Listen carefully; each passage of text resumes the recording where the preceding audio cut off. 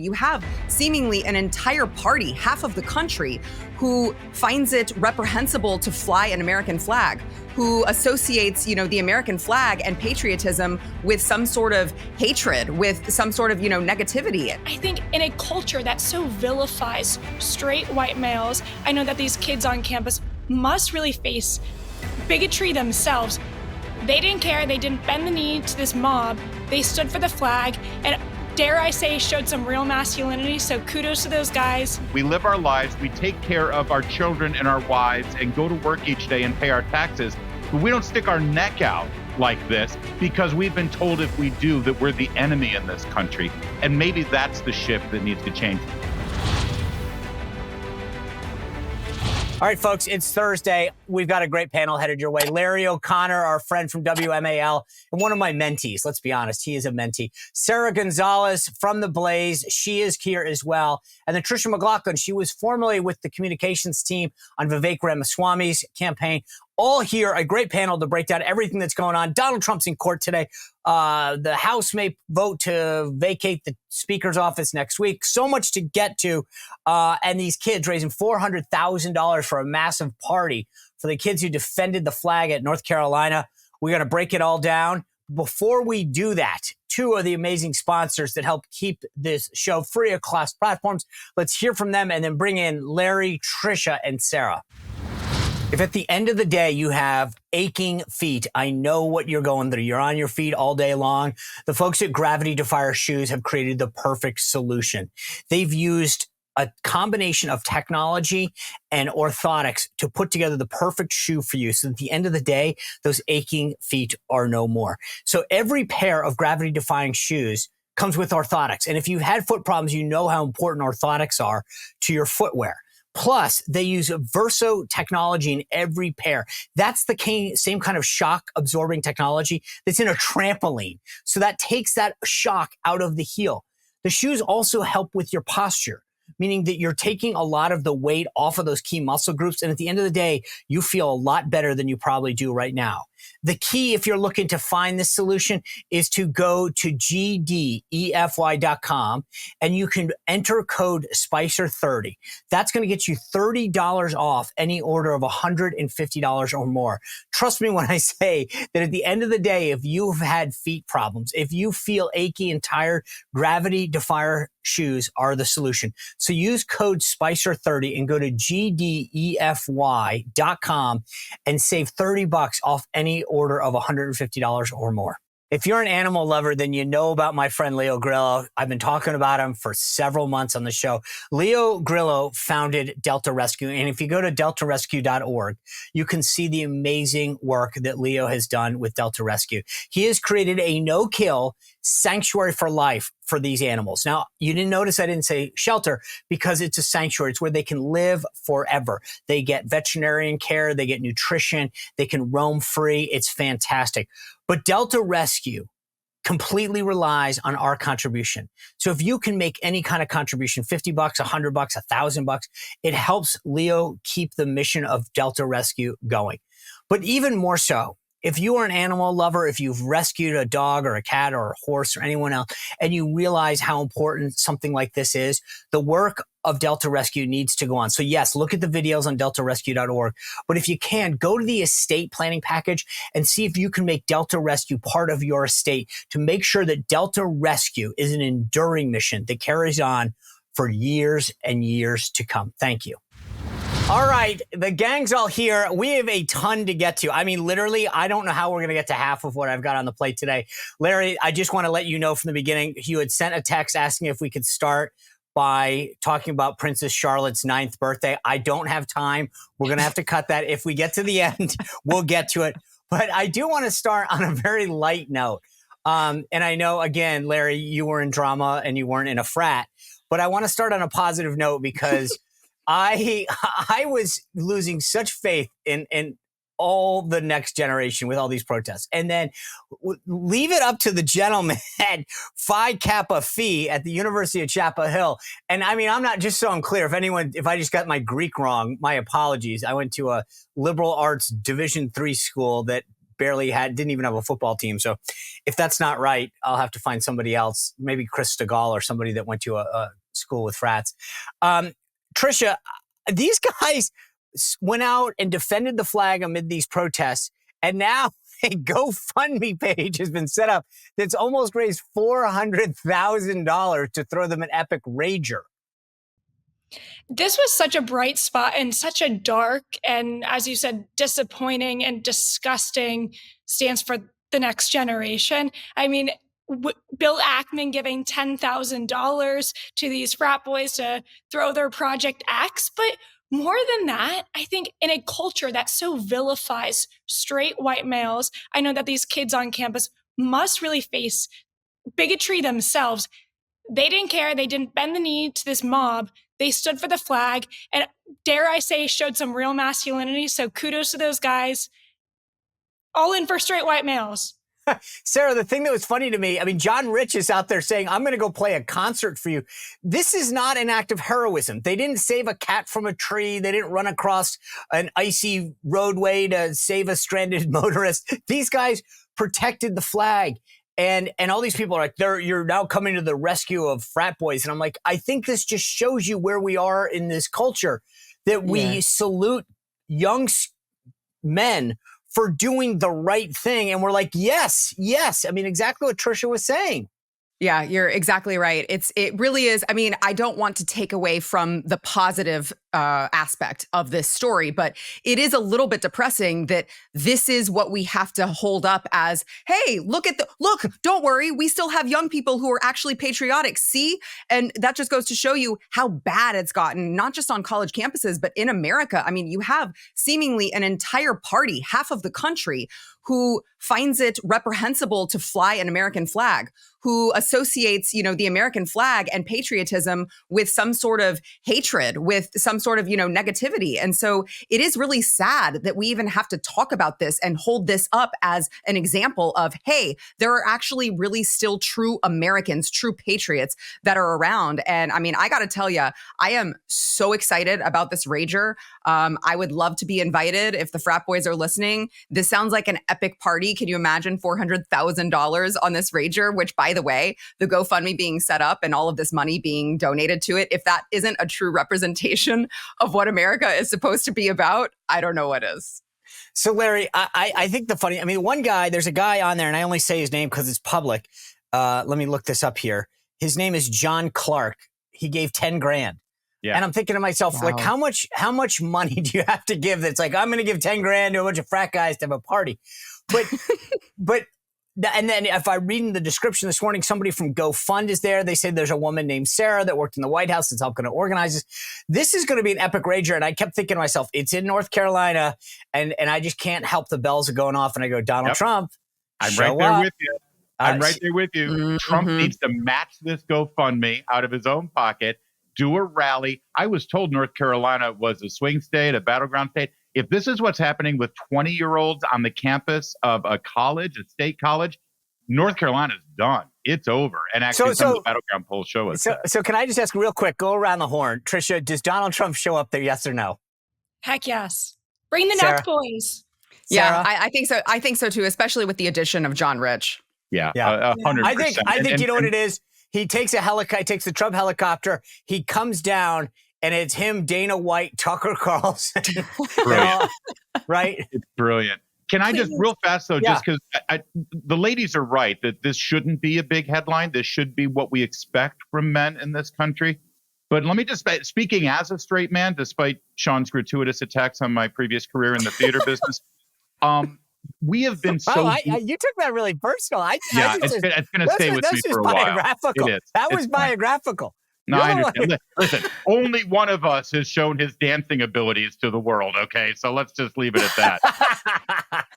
True. Okay. But we have been so beaten down over the decades about our toxic masculinity. Yes, men like this exist. Yes, men like this are at our military academies on a daily basis, and they're fighting the good fight. And they are on our college campuses, but we've been so beaten down, ladies, that we keep our head down, we do the right thing, we live our lives, we take care of our children and our wives and go to work each day and pay our taxes, but we don't stick our neck out like this because we've been told if we do that we're the enemy in this country. And maybe that's the shift that needs to change. These good men exist and they do good things, but we've been told to hide it and suppress it. And I think maybe this is a moment where we've learned it can't be done anymore. The country is too important. So, Larry, let me just keep going with the flip side of that for a second. What do you think about the overall response? I woke up this morning, the police were going on the campus of UCLA, and it's the exact opposite, right? If you're a parent, I'd rather be the parent of a kid at UCLA that was like, hey, Mom, you might see me out there because I just defended the flag versus, hey, that was me that got dragged out of that thing by UCLA cops or LAPD cops. How do you think the response, though, is going? Just leave everything aside. Like, how is this playing out sort of politically and society-wise? Like, is this... One wonders, Sean, and especially considering we're in the middle of an election year. And by the way, I think part of the reason why we're seeing this right now is because we're in an election year, just like Occupy Wall Street and Black Lives Matter and Antifa and all that stuff during other presidential years. I think, frankly, because the University of California is under the auspices of the Board of Regents and the state of California, I'll never be able to prove it. But I think a phone call was made by Gavin Newsom. He hasn't said anything publicly, but I think he just said, let's end this thing. That was California Highway Patrol ending it, not LAPD. That's state police. Ponch and John. That was Ponch and John. That's right. That's right. It was their special unit that does this sort of thing. I think when you see Joe Scarborough and Mika Brzezinski and Al Sharpton, of all people, saying that these protests are out of hand and it's hurting the Democratic Party, I think the phone call was in and said, let's end this because this is hurting us this election year. Tricia, you were a spokesperson for Vivek. The thing that I thought was interesting is the only thing we've heard from Joe Biden is from his deputy press secretary. They didn't even send out Karine Jean-Pierre. They sent out Andrew Bates. And when they say they sent him out, they put a statement under the deputy press secretary's name. Where's the president of the United States? It's actually a guy who, by the way, ran for president because of Charlottesville, suddenly is silent and nowhere to be seen. I think part of the reason that this is even happening on our campuses is we're lacking complete moral leadership from the White House, from almost every institution in American life. These kids are hungry for purpose and for meaning, and they're almost using this as some sort of a religion. They don't know actually what they stand for. They don't know what they're calling for. I mean, my thing with this divest from Israel, why don't you divest from Israel by dropping out of school yourself and go to Gaza and walk the walk and talk the talk? I would have some semblance of respect for you, but you are just a crybaby elitist who's wasting our taxpayer dollars, our police resources, and I'm just disgusted. I'm even more disgusted with the administration of all of these schools who are canceling graduations and taking away from the actual hardworking students who are just going there to get an education. So many of them putting themselves through school, and they're just punishing these hardworking students and caving to these elitists and only emboldening them further. Sarah, Tricia mentioned canceling. The Biden administration is canceling their student debt. And I wonder how much this should be an issue. I keep pointing it out. These are the people you're canceling the debt on, right? This is what and by the way, there's no such thing as canceling debt. You're just shifting it to me and you. Well, Larry doesn't really work that much. So people who actually pay taxes. Yeah, I mean, but isn't that the point? The point is to appease these young people. The point is to basically buy their votes. That's, of course, the entire point with claiming that they're going to eliminate their student debt. But what's so fascinating to me is, the Biden administration, despite their attempts to sway these young voters, what they've done is they've created these little radicals. They've created these people with, the squad constantly talking about BDS and all of this. They've created these young radicals who don't know any better, who, of course, are useful idiots, who think that these ideals are what they are supposed to fight for, who have no idea about the real world. And now they see the administration isn't willing to put their money where their mouth is, isn't willing to go the whole nine yards, as you pointed out, Sean, with the, deputy press secretary is the one who's making statements about it. Joe Biden has been kind of on the fence trying to play both sides. And so it's interesting to see that come to a head because now these students are radicalized. They're amped up and they're waiting for their president to do something. And he clearly is not prepared to do that and follow through. How many votes will he lose out on at the ballot box? Not because they're going to vote for Donald Trump, but simply because they're not willing to show up for him. Well, see, this gets to my big thought. This is why they are changing the schedule for marijuana. They're taking it from a Schedule 1 to a Schedule 3, just like Tylenol, because their view is the only way you'll actually vote for us and not pay attention to our record is if you're high. So we will now make pot more available. Larry, I want to switch gears, though, because a lot happening on Capitol Hill as well. And there's this big push. Marjorie Taylor Greene next week is saying that she's going to trigger the motion to vacate on Speaker Mike Johnson. Democrats saying that they're going to cover for them. This is the weirdest confluence of things that I've ever seen, where the Democrats are openly early on coming to the rescue and saying, we're going to save Mike Johnson. I kind of wonder, does this split further or does this help or heal? First of all, I don't think it's going to happen. I think Marjorie Taylor Greene has made that threat, but I also don't think she's going to follow through on it for various reasons. But I have sources, Sean, that tell me that President Trump is going to intervene on this if he hasn't already, and said, let's move on. Speaker Johnson, by the way, based on a poll this week, is the most popular elected Republican in America right now. What poll? That's not. I'm sure that's a high bar.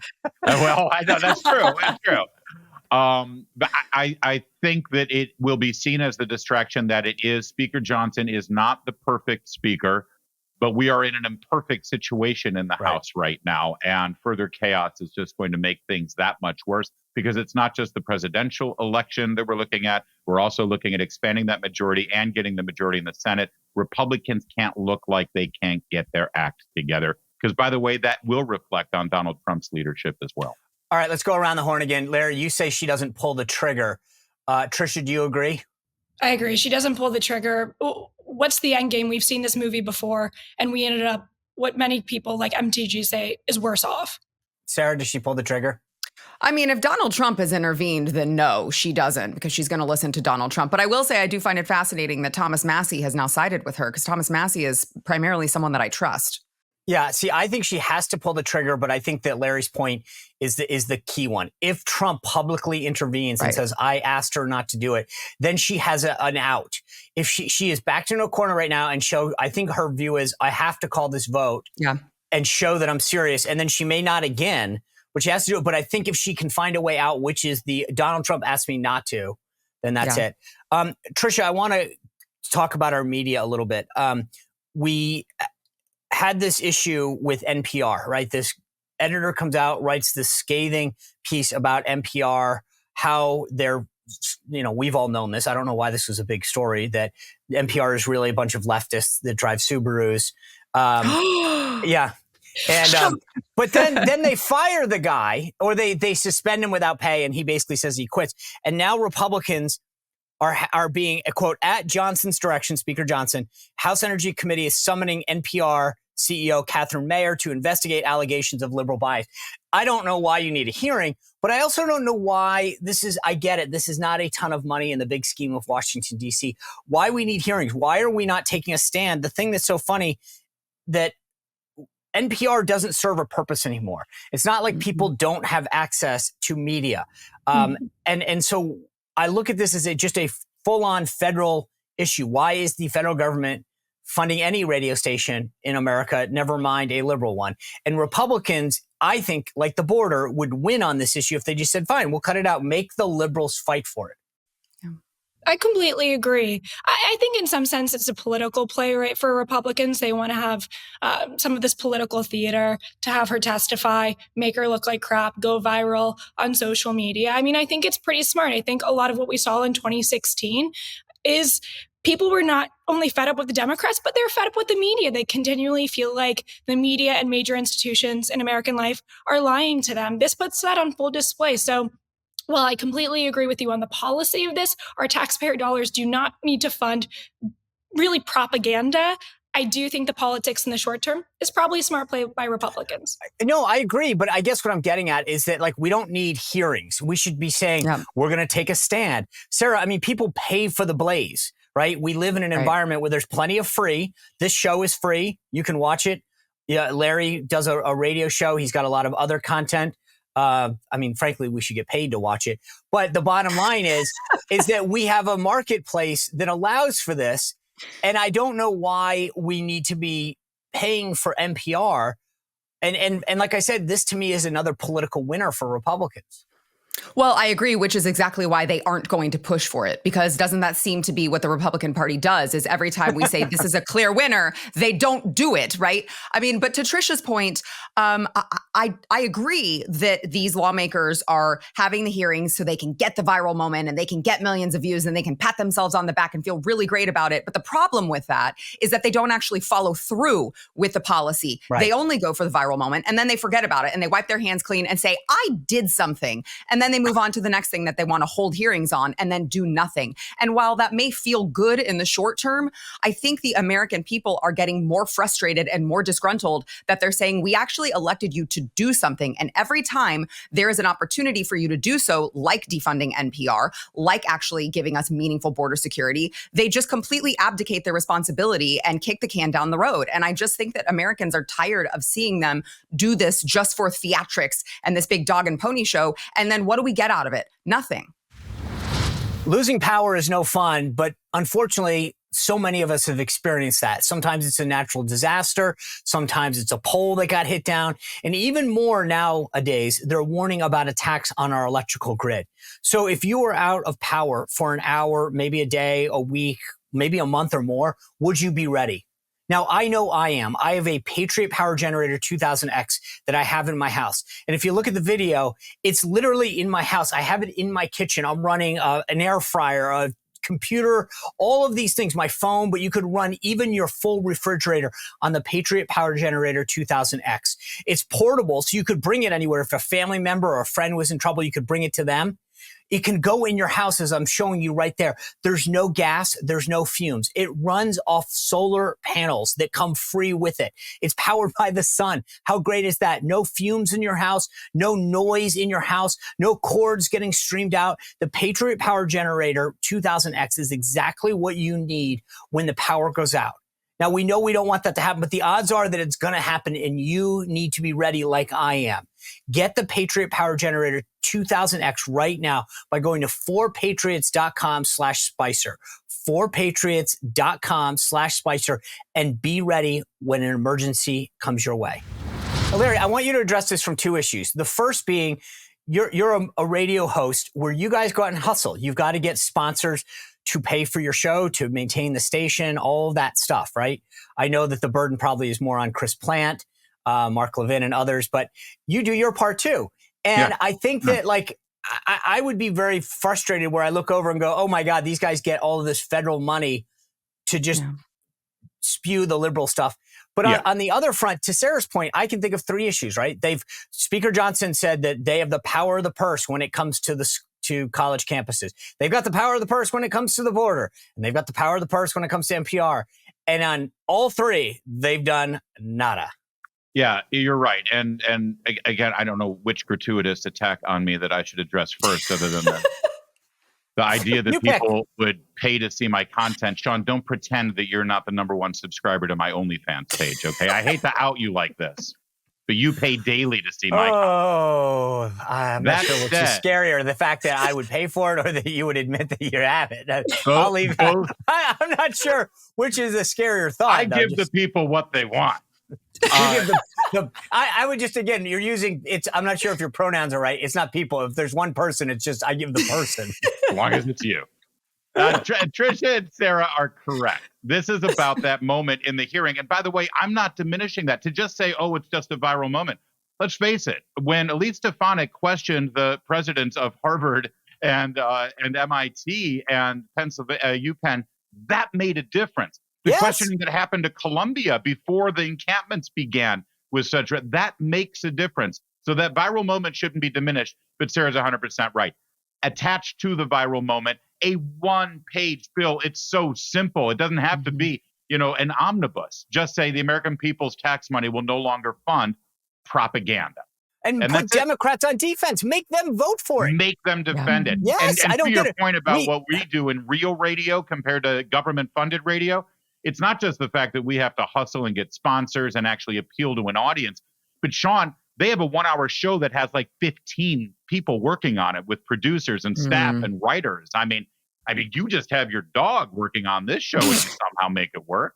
Well, it's trained well, and that's the thing. But the thing that I found funny, and we didn't really get into this, and I don't have time for it, is that this guy Yuri Berlin or whatever, like he got suspended for speaking his mind. And he's a defender of NPR. He's a liberal. He talks about it in the piece. And yet none of these other journalists from outlets that care about the First Amendment, we just had these huge parties where everyone walked around and talked about the First Amendment. Actually, they really didn't, but that's how they faked it. They didn't speak up. They didn't defend Yuri. They didn't say, well, you can't suspend the guy. He just spoke his mind. Trisha, I do want to get to something that I want everyone to weigh in, but I needed to start with you as a spokesperson.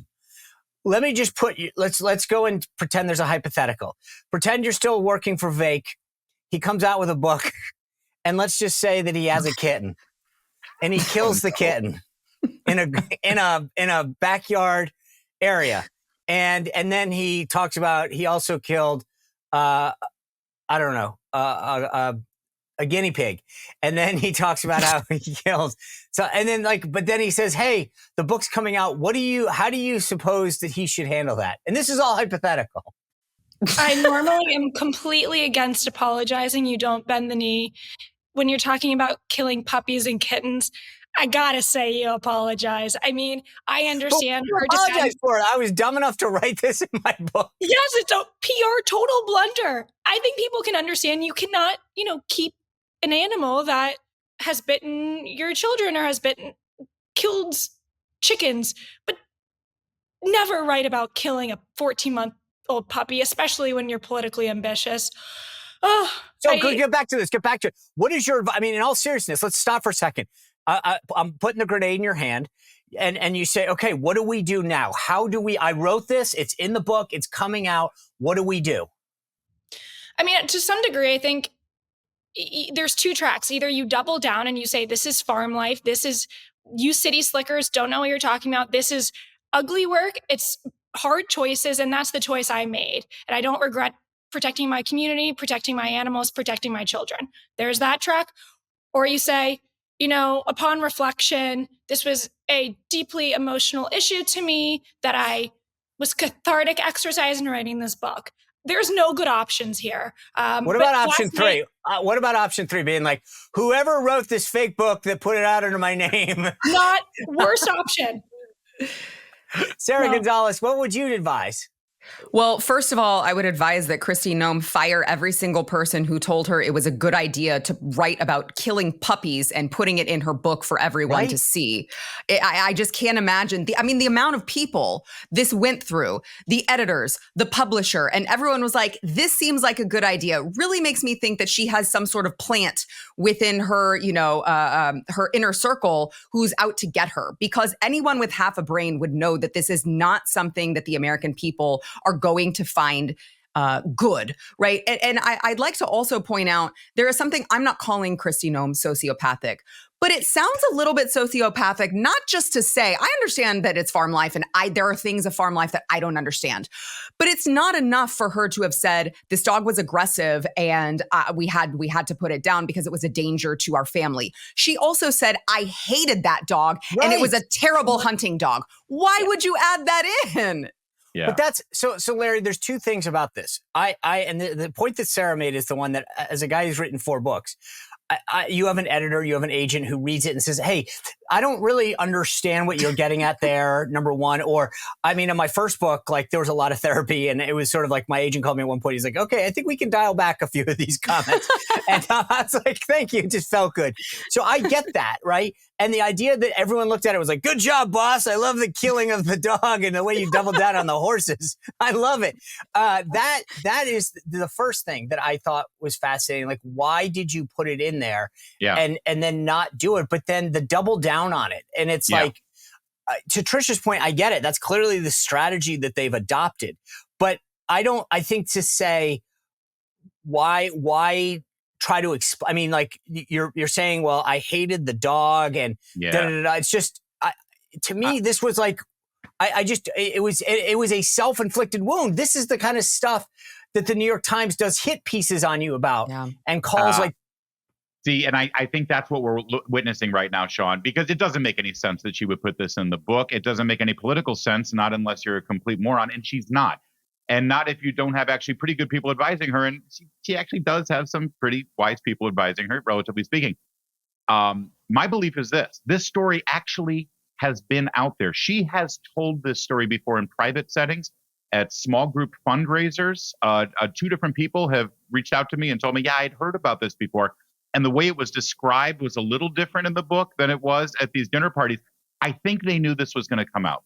I think they knew that. But again, I'm fine. But here's okay. Fair enough. They decided to get in front of it and just own it. That's not. Say, but I'll do it again if I have to. It's a terrible decision, but that's why she did it. This goes back to what Sarah was saying, though. Getting in front of it is, while I didn't like the dog, it had hurt 5 people, it had caused things, and I made a horrible. And you explain it in sympathetic and empathetic terms, where you say this was the toughest decision I had to make. I've cared about animals my whole life. I've lived on a farm. I'll tell you why, because that's not how she told the story originally. And if she came out and had a different version of how she killed a dog and said, I hated it, it was awful, and then somebody, God forbid, had recorded her at one of these fundraisers, Fine. then Okay, she's but also a liar. She's not just a dog killer, but she's a liar. But why can't you say, while I hated the dog, I've spent my life, add more context to the story. Well, build it up. This is why she should hire you. Yeah. Okay, well, when she does her sequel. But that's an area where the media didn't get it wrong. Trisha, this one blew my mind. I have always sort of said that I don't always appreciate the term fake news because it lumps the baby in with the bathwater. And I think that when if you want to attack anything, be specific. Well, here's a specific thing. I apologize if I read too much on this but people have to hear this. This is, on her first week on the job as the chief creative and content officer. This is for the new person at the Daily Beast. Joanna Coles carried a tip into the newsroom. A friend told her that Barron Trump would attend NYU for college. She told a group of staff to write it up for a new gossip column she wanted called Beast Buzz. After trying to confirm the story, the team came up empty. They couldn't find, this is my words, not her. They couldn't find anything. So it goes on. But Coles pressed them to publish. The task fell to Tracy Connor, the editor-in-chief, who eschews her office for a simple desk among reporters and editors. As she wrote up the blind item without a byline, Coles said in a voice loud enough for all to hear, quote, "We'll see how it does. Let's hope it's true." Huh. I mean, I literally, and the funny part is the media, this gets back to, I am amazed that this was published, because they're admitting that that their colleagues make crap up. Yeah. Never let facts get in the way of your narrative. This is the narrative they chose. And they said, facts be damned. We're going straight forward with it. We want Barron. And it's so wrong on so many levels. Barron is still a minor. And I don't understand why. That's not like news. It's not like he killed a dog. Like, why are we, I don't understand. And who cares? Let's just write on it. Who knows? Maybe he didn't get in and this is a sore subject. I mean, why are you, to me, this is wrong on so many levels. Yeah, I think Barron did turn 18. So I think there was a big Twitter that a reporter said, oh, Barron's now fair game. So I think that this is going to be a new tactic for them to really go after, a sore spot for the family, somebody who's young. So I'm not surprised. I am absolutely disgusted, but this shows a broader issue beyond just this NYU story, that this is how they operate. They don't care about the facts. They care about their narrative. How does this serve them? How can they frame Republicans in the way that they like? And this is your classic example. Sarah, Larry brought up OnlyFans, and so I want to. Yeah, where's this going, Sean? Well, hold on. Strangely, my OnlyFans is also called Beast Buzz. It's really weird. So there's a story out that says that this OnlyFans worker was paid by Biden to create political propaganda. And she is a TikTok star, claimed that she was paid to spread political propaganda. Let's see if I can play the clip for you real quick. Taking ads by the time I graduated college from like the Biden administration and Planned Parenthood and like dating apps and stuff. So it was like fully financially, sustaining. So you were getting, the Biden administration was buying ads from you? Yeah, I was doing full on political propaganda. And they would really, with like what kind of like Biden created 10 million jobs this year? Honestly. And the funny thing is they're like, do not disclose this is an ad because, they're like, technically it's not a product. So you don't have to disclose it's an ad. Technically, you don't have to disclose it because it's not an ad. I mean, I'm not sure if I'm more concerned that they're on TikTok or that they're trying to push propaganda through OnlyFans. Yeah, isn't that interesting that the same administration who, they're talking about banning TikTok for government phones and, devices, and they're talking about banning TikTok perhaps as a whole, it's the same administration who wants to go out and propagandize on that same app. Why? Because they know that it works. We're obviously seeing the ramifications of TikTok, its effect on the younger generation, and they want to capitalize off of that because they know that there are young, dumb people who go on TikTok and get there. This was shocking to me, just kind of as an aside, Sean. When I was reading through the juror selection for Donald Trump's Stormy Daniels hush money case, I was shocked to see the number of people who were selected who said that they got their news from TikTok. I was like, what is what is this country coming to? How far have we fallen that we have jurors admitting they get their news from TikTok? So of course the Biden administration is seeing that. They're trying to capitalize on it. Will it blow up in their face? I'm not sure, but I think that they realize that their only path to victory is going to have to be to utilize these young, dumb Americans, these useful idiots, as I mentioned earlier. Yeah, Larry, it actually kind of concerns me that there's no follow-up. Same. We want to have hearings on NPR. I would have this girl hauled in front of Congress because I actually don't know that I even believe it. And I know that sounds odd from a guy but I'm like, how does the Biden administration pay her? But she wouldn't make this up out of whole cloth. Well, it by the way, I love the combination, the three that she pointed out. It's TikTok, Biden administration, and Planned Parenthood. That's, there you go. That's the three horsemen of the apocalypse, I think. I want more details about this because she kept saying Biden administration, not Biden campaign. That's right. If it's Biden administration means that it's our government tax dollars, right? Yes, and that's what oversight here. Right. Although she said they didn't want me to couch it as an ad, and there are ways that other agencies, so that the White House, and I've seen this, and there's been stories over the years about how like the administration funnels money through like some obscure agency to help. They did this through Medicare and stuff where they wanted to promote Health and Human Services. Yeah. Yes, they did. I agree, and that's called oftentimes if you don't disclose it, it's called embedded content. So that should be explored. But to be honest, I've seen the Hunter Biden laptop. It wouldn't be the first time a Biden was embedded with a prostitute. So remember, he'll be back on. Okay, that's it. If that wasn't the most cringeworthy thing that you heard all week, Trisha, I'm gonna take it up a step. This was Kamala Harris on the Drew Barrymore show. I can tell Sarah's seen it then. Let's play it for everyone. We all need a mom. I've been thinking that we really all need a tremendous hug in the world right now. Yeah. But in our country, we need you to be Mamala of the country. God, I feel bad for those people. I don't know. I mean, I feel, oh man, E.T. phone home. Trisha, what is going on? Who does that appeal to? We need a hug, Mamala? I have to lay this at Drew Barrymore's feet. I mean, she got way too close. I can't believe the Secret Service didn't dive in. I mean, she was all over her. Mama, it was creepy. I don't know who this appeals to, but I actually think that this is something that can bring the left and the right together and say this is the cringiest moment of the week. Sarah, I wonder, like, obviously those shows are supposed to appeal to women in daytime television. Is there a segment of the population that you think that actually did appeal to? Maybe 5 people.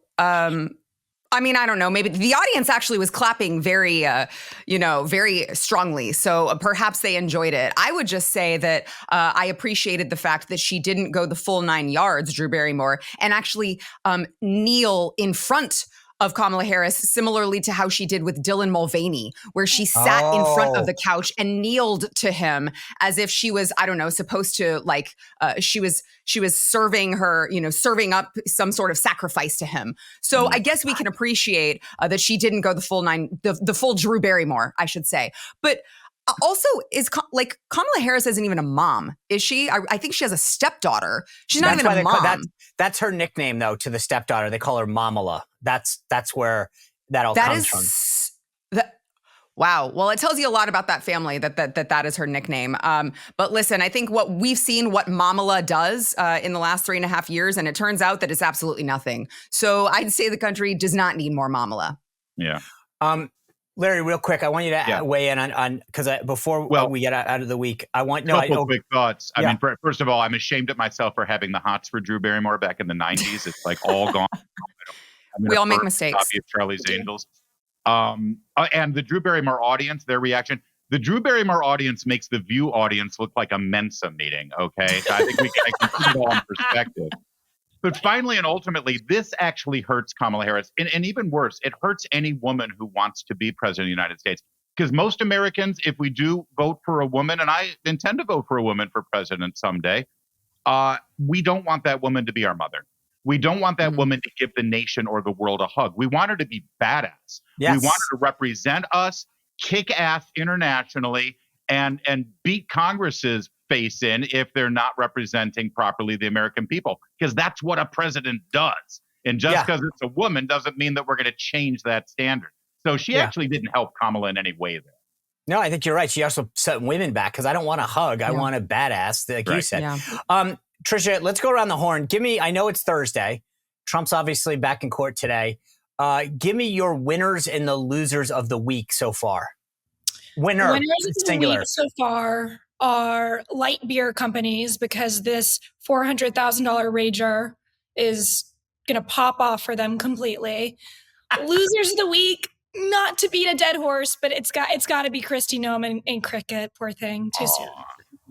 Oh no, that's a good one. I didn't even think of that. Sarah, what do you think? Give me your winner and loser. Yeah, I would say winner is, of course, I agree with Trisha. I would say the frat boys, though, of the week. The picture is going to be iconic. People will post it and remember it for years to come. And I would say the loser are all of the parents of all of these pro-Palestinian rabid protesters getting arrested. They should be embarrassed and ashamed of their children and bring them home immediately. Can I just real quick, Trisha, I don't know if this is what you meant, but I wanted to ask it quick because I thought it was I asked at the beginning whether Donald Trump should show up to this. From a PR marketing standpoint, please don't get mad at me if I say this.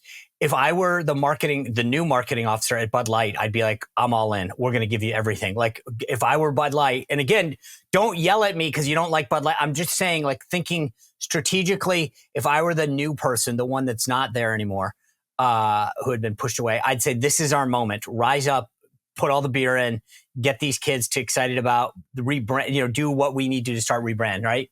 Yeah. Yep. Stand for America again. This is a perfect opportunity for Bud Light. Yeah, you remember, Sean, the marketing genius who came up with the Dylan Mulvaney promo for Bud Light said, our problem is that we're associated as the frat boy beer. They should do this and say, you're damn right we're the frat boy beer. Yeah.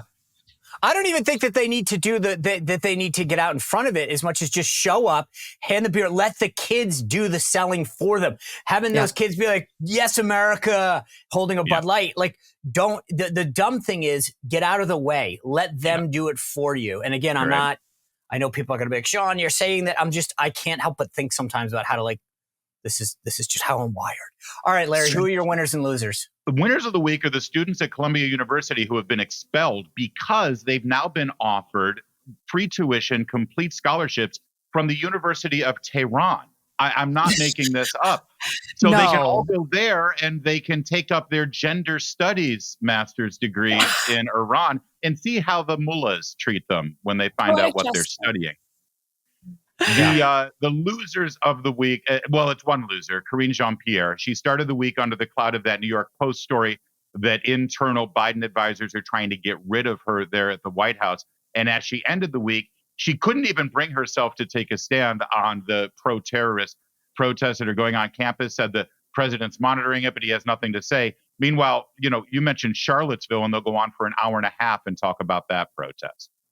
Yeah, I think to make this simple, I think the winner were those boys at UNC, and the losers are everyone else who I have utter disgust for their little bratty anti-Semitic activities, privileged little crap brats. Anyway, thank you guys for all being here. A great way to get ready for Friday. Tomorrow, Laura Trump is going to be with us. I mentioned this earlier. Next week, we've got Victor Davis Hanson. Kimberly Guilfoyle will be with us. Another great lineup. But tune in tomorrow for Laura. Make sure you hit that notification button. Like us and subscribe on YouTube, Rumble, Apple, and Spotify. We'll see you back here tomorrow with Laura Trump on The Sean Spicer Show.